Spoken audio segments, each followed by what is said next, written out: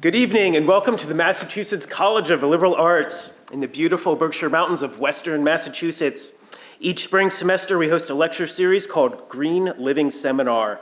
This annual lecture series is sponsored by the Environmental Studies Department and generous donors to MCLA.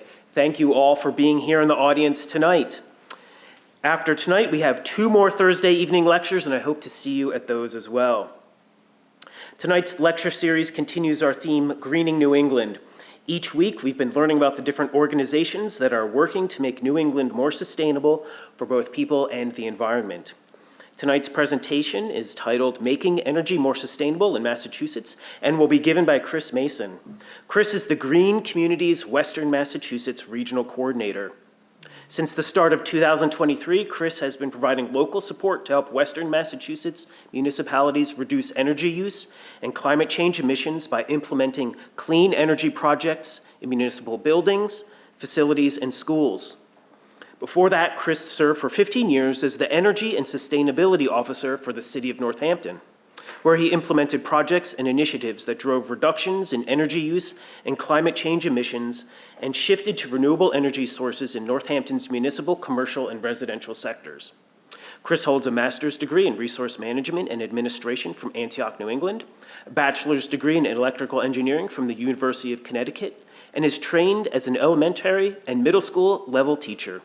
In 2011, he was awarded Massachusetts Individual Achievement Leading by Example Award for outstanding environmental and energy leadership for his work in Northampton. Chris, thank you for being here to give your presentation tonight, and please help me welcome Chris to MCLA. Let's see. Yes. Okay, before I start, I actually want to ask, it dawned on me as I was walking around looking at my own slides, decarbonizing. Do you guys know why we would want to decarbonize and what that means? Okay, so I guess decarbonization, greenhouse gases, yep. Okay, just want to make sure. Environmental Club, you sure should know, but not everybody does. Okay.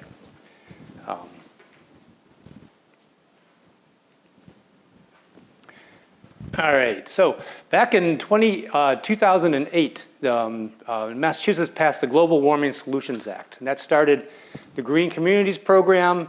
It began a lot of it started setting goals for reducing greenhouse gases, or actually reducing energy use. And then in March 2021, that was updated by the Climate Act, which set actual goals for reaching net zero emissions by 2050. So the state of Massachusetts actually has in law that we are going to reduce our greenhouse gas emissions to net zero by 2050. And the net zero means you're going to drive them down as much as possible, and then there's going to be some carbon sequestration to take care of the rest of it. But that's where we're heading, and Massachusetts is doing a lot towards this. There's a roadmap. Massachusetts 2050 Decarbonization Roadmap. You can go out and see the plan if you want to dig into that. It defines net zero emissions. It sets interim goals for 50% by 2030 and 75% by 2040 with a plan to get there. Along just August 2022, an act driving clean energy and offshore wind that helped establish new parameters for procuring offshore wind projects, interstate coordination on clean energy generation, transmission, and capacity, research and proposed policy recommendations for mid and long-term, long-duration energy storage, so battery systems to help smooth out our grid, enhances rebates for consumer EV purchase and leases, administer pilot program for 10 communities that voted to ban fossil fuel use in new buildings. These are 10 communities. There's a number of communities in Massachusetts that looked at the building code and they said the building code, even the toughest building code, wasn't going far enough. And they said, we just should stop burning fossil fuels right now. And so there's 10 communities that are going through a pilot test. That was empowered by this act. And then all vehicles sold in 2035 and beyond must be zero emission. So Massachusetts has got a lot of really strong legislative acts pushing us towards reduction of greenhouse gas emissions. The primary pathway to this is kind of like the broad strategy. I like standing out here and looking up. Let me go back. So at the moment, a lot of our buildings, of course, are heated by burning fossil fuels. The idea is to move over so they're using high efficiency electric heat and cooling. Heat pumps, someone's doing something on heat pumps. That's basically what you're talking about. And then electrified vehicles, you guys all know about electric vehicles. And the reason to go this way is so you can, if you can clean up the grid I mean, by that I mean how we get our electric power. That's already getting greener. It's already reducing the greenhouse gas emissions that are being emitted. So if you can clean up the grid, once you've electrified your buildings, electrified your vehicles, you're kind of like handing off the rest of the work to the state, for the state to keep driving down the carbon emissions that come from producing our electricity. And then at the very end, some carbon sequestration to take care of the rest. So an example of doing this right now, right? So here's how we probably, heat many of our buildings. We use oil or propane or gas. The three on the left, they're burning fossil fuels on site. The three on the right are electric driven, electric resistance and old-fashioned electricity, and then two forms of heat pumps. One where you're getting the heat out of the air, one where you're getting heat out of the ground. And with today's power grid, with the mix of sources we have for electricity, if you compared the most efficient burning of fossil fuels on site, if you took, this is showing the pounds of emissions delivered if you're producing 1 million BTUs of heat in a piece of space. So you're delivering 1 unit of heat to the space. Your gas is going to be providing 120 pounds of CO2 emissions compared to if you go to heat pumps, down to 65, using today's electric grid. So that's a 45% less just by using today's electricity. Ground source gets down even lower. So this is a graph of where we're aiming to, the greenhouse gas emissions, where we're aiming for over time. You can see when you get down to 2050, this is where you're going to need that carbon sequestration to finish the way. But if you, and I just showed you a chart or a representation of up there in 2020. If we go down to 2050, now the heat pumps are down to 18 pounds for that 1 MMBTU, and we've dropped by about 85%. So this is just kind of relying on the state electrifying the grid. I work for the Department of Energy Resources, which is part of the Executive Office of Energy and Environmental Affairs. So I'm just going to give you kind of a broad view. I'm going to start off broad, and then we're going to go down, narrow it down to the Green Communities Program. That's where I work. I work in the Green Communities Program. So the state Green Communities works primarily with municipalities. So we're trying to help the municipalities, the schools, reduce their energy use and get greener. Leading by example, that's a program helping state agencies to drive down their energy use. Renewable and alternative energy, that's setting policies, the incentives and stuff to drive our shift to renewable energy and alternative energy. Energy efficiency, this works a bit with the Mass Save program. It's a little bit of a misnomer now.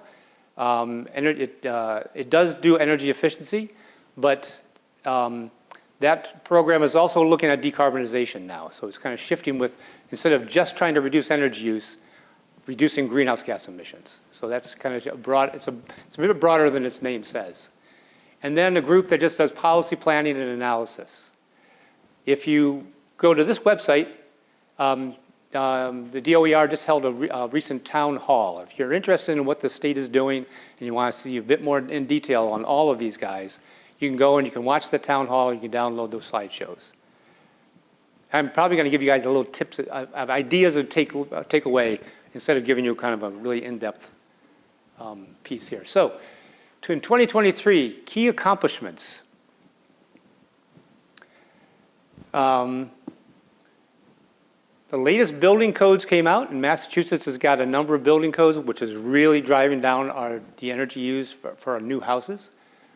Affordable housing, deep energy retrofits, That was a lot of funding for deep energy retrofits and affordable housing. Deep energy retrofit is when you really drive down the energy use a building needs.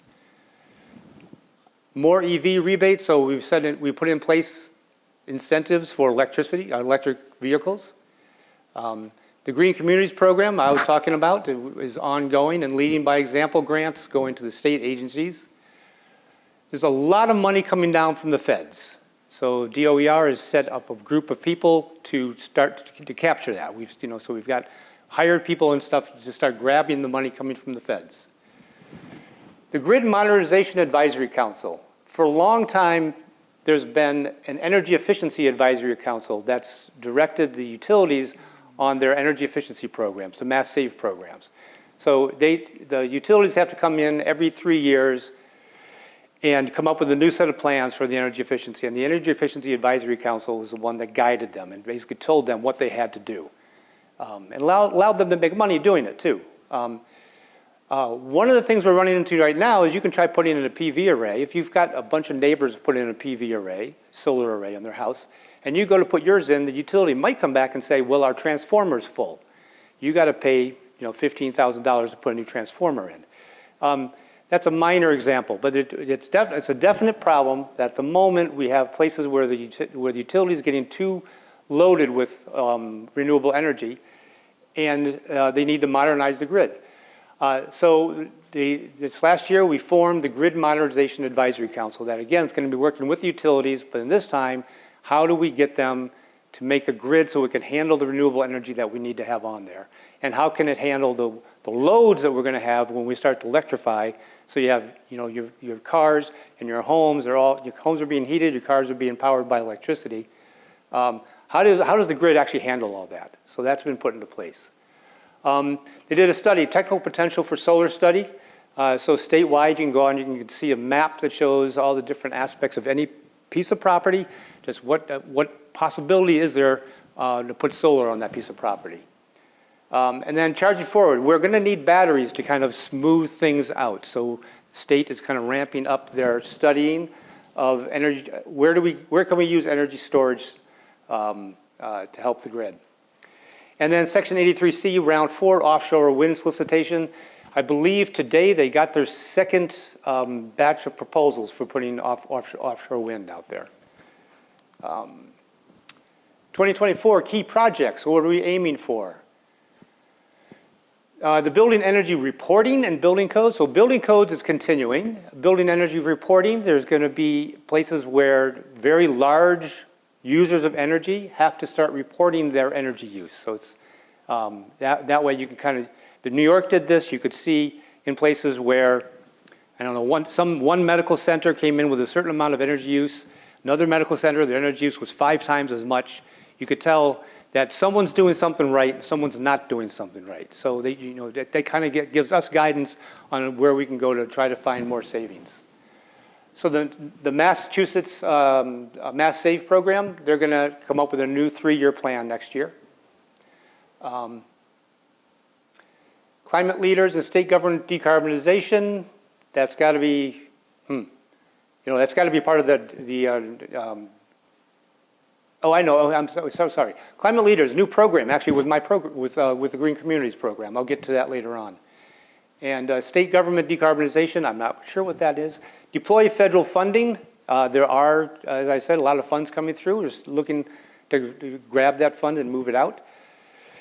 The electric sector mobilization plans should start coming out of that advisory group. More going on with the solar, low-income solar services program, and the SMART, that's the incentive program for renewable energy. And then driving so energy storage grants and clean peak standard review. So again, trying to drive more battery systems around, and then hopefully we will actually have selected some new offshore wind. Real quick, I always said I was the Western Mass Regional Green Communities Coordinator, so this gives you an idea. There's 4 of us in the state. That's the area I work with. There's a Central Mass, they got blended into 2 colors, 1 color here. Central Mass, Southeast, and then Northeast. Okay, now I'm going to dive down into the Green Communities Division, which is where I work. And I want to point out that the program is for everybody in the state. We've got some assistance things, the municipal energy technical assistance, grants, Mass Energy Insight is an online database, regional energy planning assistance. Those are available to any community in Massachusetts. The two lower ones, Green Communities Designation and Climate Leader Communities Designation, the community has to kind of earn their way into it. And that's where I'm going to start, because once I go through that, the other ones will make more sense. So right now, if your town or city wanted to become a green community, they would have to adopt these 5 designation criteria. So they would have to say that there's some parts of town that have as of right siting for renewable or alternative energy, either generation, research and development, or manufacturing. So you need to have some part of your town where it's going to be easy for someone to come in, without objection, they can come in and just put something down. Like a ground source. If they do generation, it means someone might be able to have to come in and they can put in a ground mount solar array in this section of town as of right. Adopt expedited permitting processes, so you're helping move this along. They're not going to slow it down through the permitting process. They have to study their municipal operation and create a baseline and then a plan to reduce the energy use by 20% over 5 years. They have to pass a policy or establish a policy in town to purchase only fuel-efficient vehicles. And they have to reduce the life cycle costs of new construction. That's kind of what that basically means is they have to adopt what's known as the Stretch Energy Code. The Stretch Energy Code, I'll go into a little more detail, but it's an appendix of the building code that if you adopt it, it is all around energy efficiency. It gets layered on top of the building code. So you then have to go a little bit farther with energy efficiency. Once a town has done this, once a town becomes designated a green community, they then become eligible for grants to be used on municipal properties. Whatever property is in that plan, they can apply for grants to work on. When you first become a designated community, you get handed a big grant, and it's kind of up to you how you spend it. You got to talk to us, and we will make sure you're spending it on the right things. And you have a bit more leeway on what you spend it on. But then once you're done with that first grant, you then can go for a competitive grant every year. Okay, a little bit more on the details of those criteria. The fuel efficient vehicle policy, just gives you the latest guidance. When you buy a vehicle, this is what currently this is what they would have to meet. So, 2-wheel drive car, you have to have 30 miles per gallon or better. Maybe too much detail. And if anybody ever wants to, www.fueleconomy.gov, just for your own interest, it's a great website that tells you what the fuel efficiency of different vehicles are. Okay, the electric code, the building codes. Right now, Massachusetts has kind of 3 building codes. There's the base code that everybody has to have. There's 50 communities that are still in the base code. There's the stretch code, which my slides might be in a different order, but the stretch code really does beef up the energy efficiency piece.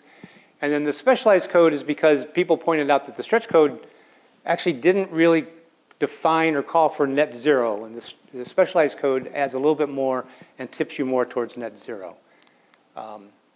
Right now, this is a map of which towns have adopted different ones. So the towns with light blue currently have the stretch code, and the darker blue are the specialized energy code, which means you've got the base code, you've got the stretch code on top of that, and then the specialized code gets layered on top of that. So the specialized code is quite new, so it's just kind of spreading right now. Both of these, the stretch code and the specialized code, are what you call performance codes. So instead of saying, the code saying you have to put in 12 inches of fiberglass insulation, or you have to put in a double pane window, it says you have to meet certain energy tests. It has to be tested. So the way this works is before you build the building, you hire a HERS rater, Home Energy Rating System, and they help you kind of design, look at the design of your house. Maybe, and there's trade-offs. So maybe if you want a lot of glass facing north, you need to put in a little more insulation around the basement. Those windows facing north have to be triple pane, whereas the other windows can be double pane. You can play with it to kind of come up with how are you going to get to the air tightness and insulation level needed.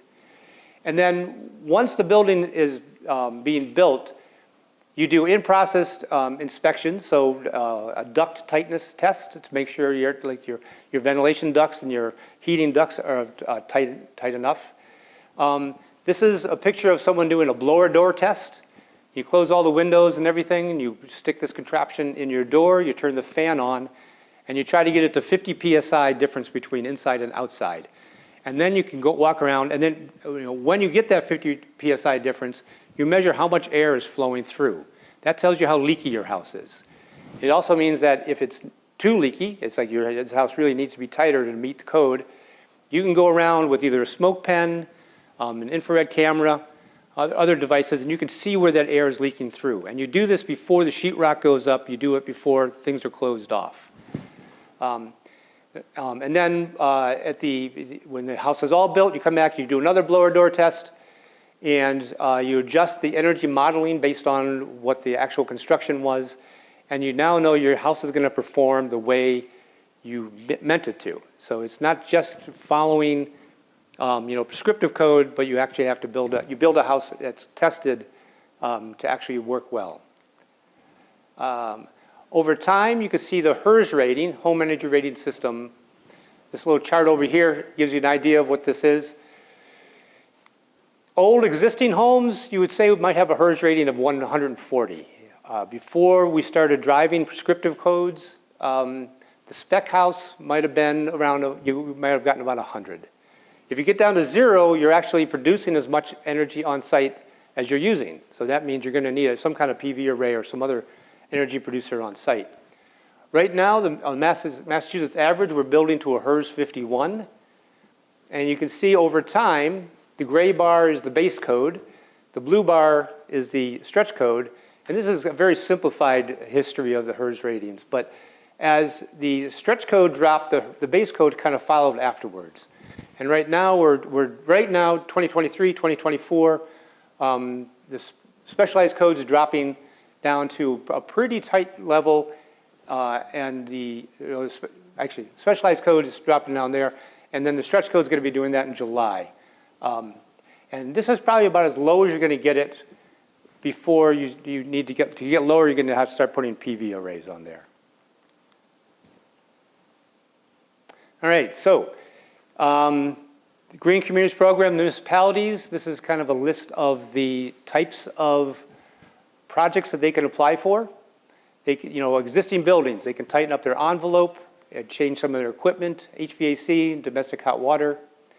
They can do controls, lighting, building operations, pumps, motors, drives. They can get grants for hybrid, plug-in hybrid, or battery electric vehicles. They can get grants for EV charging stations. They can also get grants for solar thermal. They can get grants for doing heat pumps. We consider that a renewable energy because it's moving heat. District heating, biomass, so different kind of renewable. And then if your town has really driven down its use and has maintained that reduced energy level, hasn't done anything like bought a gas guzzling car or something like that, you then get qualified as specially eligible, and you can apply for a broader array of things. You might be able to apply for a grant to do like a solarized program where you're actually trying to help the community get solar on the residential houses and stuff. There's a building decarbonization projects. Most of these projects, annually, it's about a $200,000 grant cap. Unless you're doing a decarbonization, so we recognize that when you're trying to decarbonize an old building, often you have to do a bunch of things together, and that can get kind of expensive because you often have to modify the heat distribution system and the cooling distribution system as well as instead of just changing out a boiler. So you can go up to $500,000 for those grants.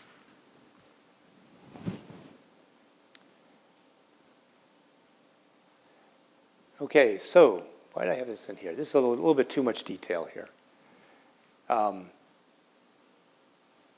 So as I mentioned, grants for full or partial funding for clean energy projects in municipal schools. We give out grants twice a year. It's an online application system, and here's our maximum award, $200,000. $100,000 if you've gotten lots and lots of grants in the past. I think at the moment, if you've gotten over $1 million of grants, then you can only apply for $100,000 per year. Try to give some other towns a chance. And this is the current Green Communities program. This shows you where all the green communities are, the green towns. The dark green ones are the most recent ones. They were added last year. So 291 of 351 cities and towns are green communities. Almost 90% of the population lives in a green community. We've given out, we're stretching towards $200 million of grants awarded. We've given out, or we've leveraged tens of millions of dollars of utility incentives that have flowed into the municipalities to pay for these improvements. And we're saving the communities lots of money, $28 million annual energy cost savings from what we've applied so far, and reducing greenhouse gas emissions. Give you an idea, so this table on the left is an example of our tiniest towns. Less than 8,000. You can see there at the very bottom, little Warwick, it's got 814 people that live in town. And over the course of, since 2010 when the program started, they've brought in $500,000 to work on their towns. These are a little bit larger towns in Western Mass, and you can see that the amount of money they're getting is comparable. Actually, you even have some of these that look a lot less, but I mean, also the smaller towns get less too. So it goes to show we really do try to help all, rural communities, larger towns, so the money is distributed. Okay.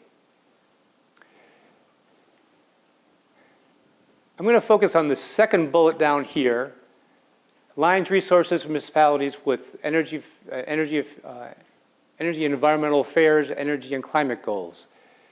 Historically, when the Green Communities Program was formed back in 2010, the primary driver was driving energy efficiency, trying to reduce your energy use.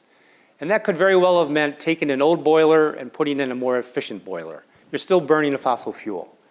But things have changed since then. So the criteria to become a green community still remains the same.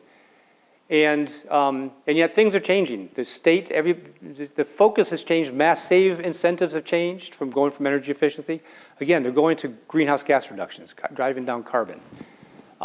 So because of that, we've launched a new program, Climate Leaders Program, that's lining up more with carbon reduction than it is with energy efficiency. On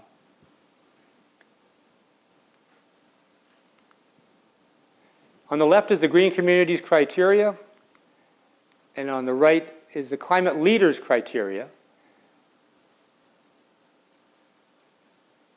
So on the right-hand side, you can see what we're asking them to do is to establish a volunteer group in the town to help, so an energy committee, sustainability committee. We recognize that what we're asking them to do is going to be a little bit more work, so we want them to have volunteer help. We're asking the municipality to commit to decarbonization. So we're asking them to basically follow the same thing as the state. To commit to stop burning fossil fuels on site in municipal operations by 2050. That's the basic policy piece that we want them to ask. Create a municipal decarbonization roadmap. So come up with a plan on, for each of your buildings and each of your facilities, just what's it going to take to actually move them off of fossil fuels. It's a very broad plan. It won't go into a lot of details at this point, but municipalities will be adopting these decarbonization roadmaps.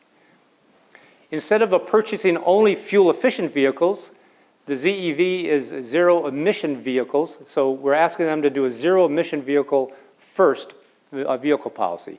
If you need a new vehicle and there's a battery electric car out there that can do it, then that's what you should be buying. If there's not a battery electric vehicle available, maybe you're going to look at a plug-in hybrid. If there's neither one of those, then maybe you look at a hybrid. And if neither one of those, then you're back down to the internal combustion engine, high-efficiency vehicle. So they're going to be adopting a zero-emission vehicle first, which is going to drive electric cars. And then we're asking them to adopt a specialized stretch code. With the Green Communities program, they have to put in an annual report so that they can remain, we can know that they're maintaining their commitments. With the climate leader communities, we're asking them, they're going to be recertified every 3 years. And during that time, we're going to ask them to complete one best practice and then update the roadmap so that roadmap just keeps, following forward on how they're going to improve their buildings. Oh, that's an interesting place to put that. So this community engagement, like I said, it could be helping residents reduce their energy use. It could be, possibly could be a community garden. It possibly could be a recycling program of some kind. It's going to be, we're going to be pretty broad, have a pretty broad focus. Let towns kind of suggest ideas. Okay, I'm diving into some details here. I'm not sure why I put my slide right here, but in these HERS ratings you were seeing, in the stretch code for the different types of houses, all electric new home, mixed fuel new home means that you are still burning some kind of fossil fuel, whether it's maybe a gas stove or a gas dryer or something like that. There's a set HERS ratings. And then if you adopted the specialized code, which is, the town meeting would have to adopt the specialized code. If you built an all-electric house, it wouldn't make any difference. You're already doing fine. If you build a house that is still burning a fossil fuel of some kind, we're saying that you have to wire that device. So if you have a gas stove, it's got a gas line running to it, you have to run an electric line to it with an electric plug so that at some point, someone in the future, they can actually pull out the gas stove, put in an electric stove without tearing apart the walls. And then if you're burning fossil fuels in your home, we're saying you also need to put a certain amount of solar on your house. If it's a smaller house, it's got a minimum of 4 kilowatts. If it's over 4,000 square feet, we want you to be producing as much electricity as you're using. So you build a net zero house. I will say if there's a tree in the way and it's shading it, we're not going to ask you to cut down the tree. If you don't have access to solar, you don't have to follow it. This should have been switched with the other one. So I was talking about those best practices, youth outreach, education, a fleet electrification plan, school bus electrification, land policies that promote carbon sequestration. You can see it, environmental education, what you guys are doing, a lot of it could fit within this right here. Asking the town to do something like that. So if you become a climate leader, there's going to be kind of two approaches to grants. The top one here is you're a climate leader, but you're also still a green community, and they have a certain amount of grants coming in. And those grants are restricted on what you can actually spend the money on. For instance, our current grants right now, you can't pay for a PV array on a town building. When you become a climate leader, then we'll give you some more leeway. You can have you can start coming to us with ideas. And the DOER is working on a second pot of money for an accelerator grant that I think will be quite large if you get to these, if you become a climate leader.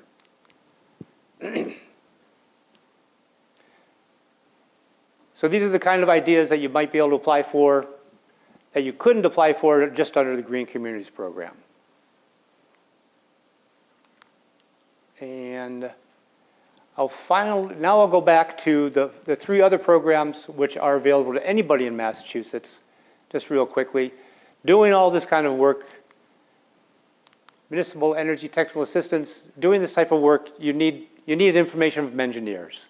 And often that means you have to pay them, and towns have very short tight budgets. So the municipal energy technical assistance grants, we provide them grants to do the engineering studies that they need to do. We provide them with a database. Just tracking your energy use can be very difficult. It's got a massive number of accounts. So the gasoline, natural gas and electric accounts just go directly into a database, and that database can dump out reports that show you, this is less and less efficient building.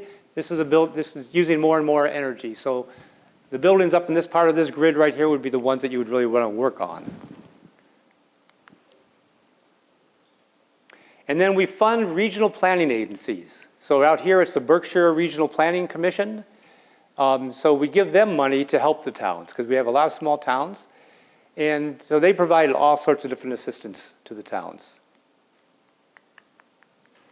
And some more assistance here. And that kind of wraps it up. I should have said at the beginning you could have interrupted me with any time with questions. But at this point, are there any questions?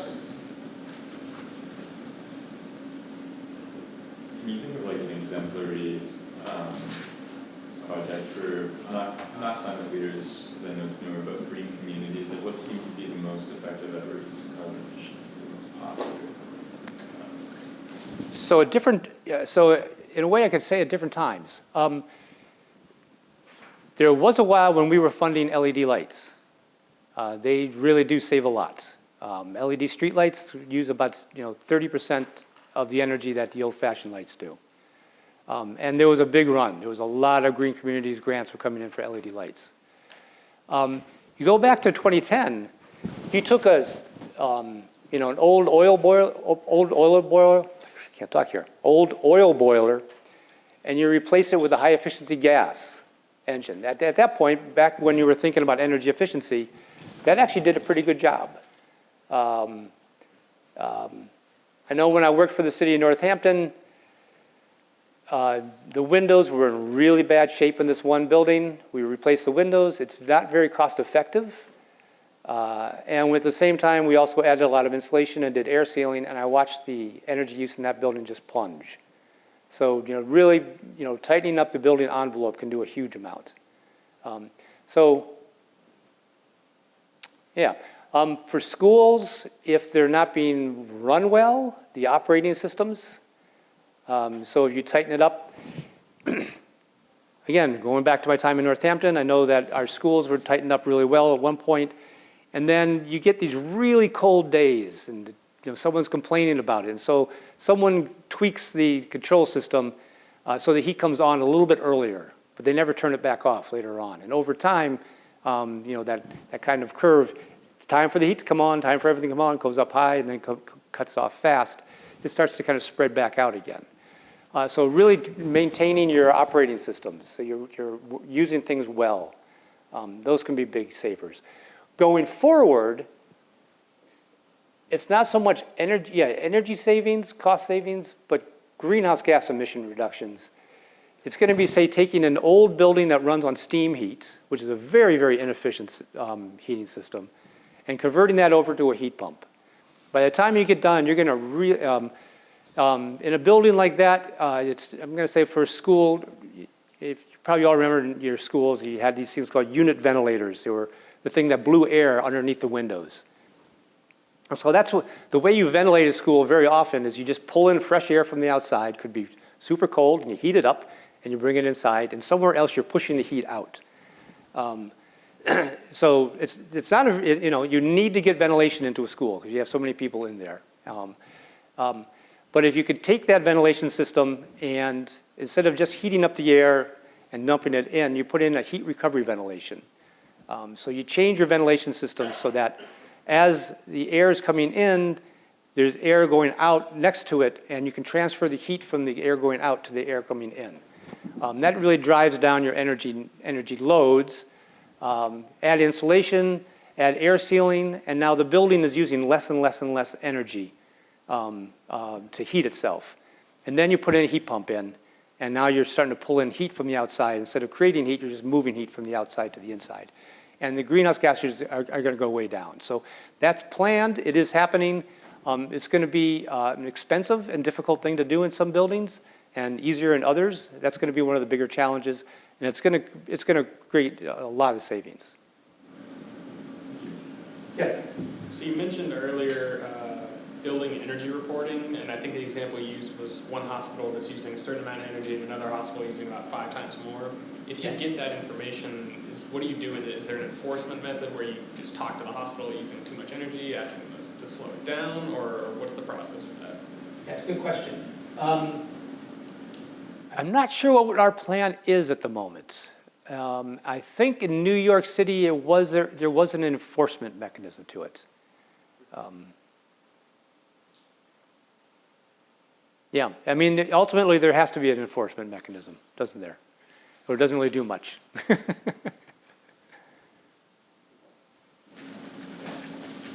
know you mentioned how many green communities there were, but how many towns are, I think climate leaders, is that what you said, or green leaders? So there are no climate leaders yet. Yep. They haven't had a chance. We've just kind of announced it and rolling it out.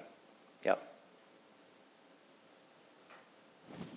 So I think I understand that the object of the agency and the green communities is actually, it seems narrowly focused on energy. So and what I'm thinking about is, for instance, the vehicle example. Like great if they're electric cars, but wouldn't it be better if people were driving 10 miles instead of 50 miles? So Yes. commute.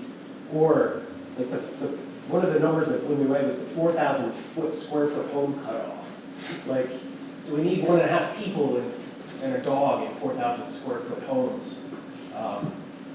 So I'm worried, does this program actually, is it like does it create a perverse incentive to actually overconsume energy rather than like cut down?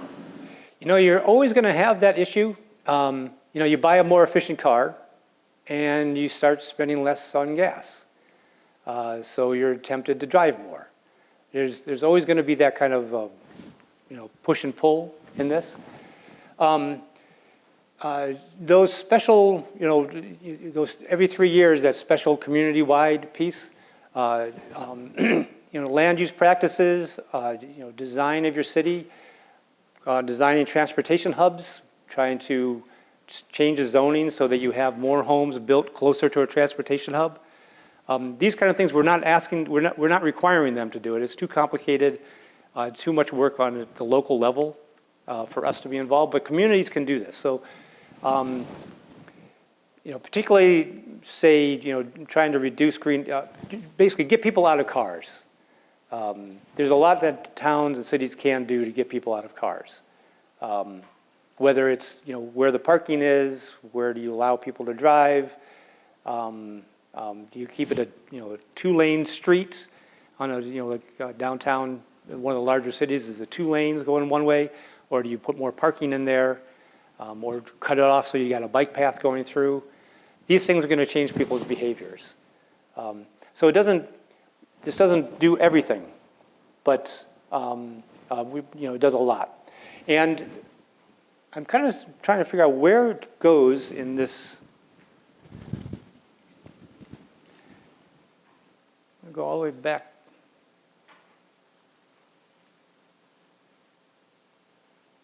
Because now that you mention it that way,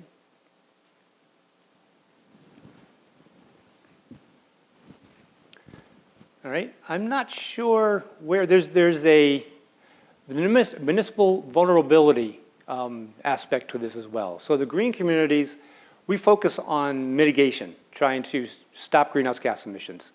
Where the MVP program focuses on, okay, we're going to get hit. What do we do about it? So that's also within the Department of Energy Resources. Whether the seashore, you're looking at shoring up the side, riverbanks or whatever, or preparing for floods, that type of thing is also being funded. Any other questions? Okay. Thank you for your kind attention.